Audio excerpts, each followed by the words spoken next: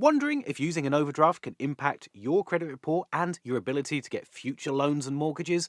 Today we'll look at the relationship between your overdraft and your credit score. First things first, let's define what a credit report is. Your credit report is a 6-year history of how you handle your current account, money, payments to lenders and bill companies.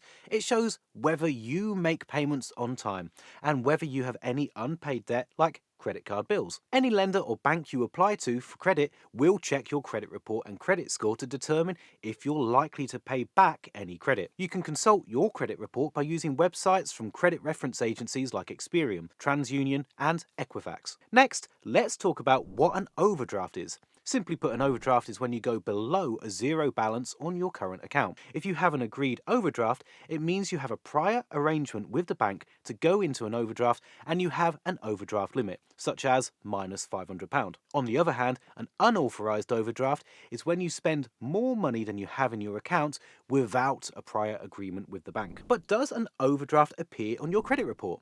The answer is yes. Your overdraft will appear on your credit report as a debt, even if you have an agreed overdraft. If you're not currently using your agreed overdraft, it will still show up with a nil balance. So, does applying for an overdraft affect your credit score? Applying for an overdraft may trigger a check on your credit history by the bank, but it's unlikely to have any real impact on your credit score. However, going into an overdraft, especially an unauthorized overdraft, can decrease your credit score as it shows up as a debt. But if you use your agreed overdraft sensibly and pay it off regularly, it can actually improve your credit score, as it shows that you can manage your money and pay back any borrowing on time. It's also important to note that using your agreed overdraft every month and paying it off can help build up your credit score, but relying too heavily on your overdraft can have the opposite effect.